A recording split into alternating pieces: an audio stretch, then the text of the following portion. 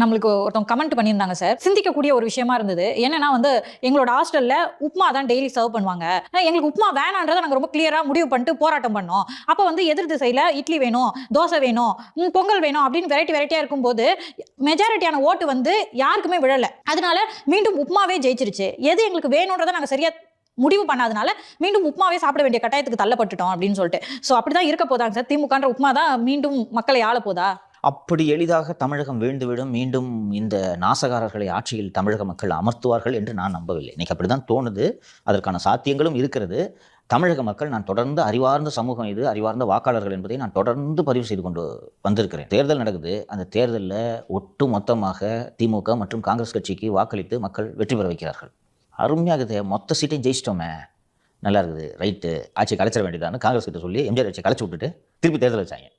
திருப்பி தேர்தல் வச்சா ஒரு மாதத்துக்கு முன்னாடி திமுக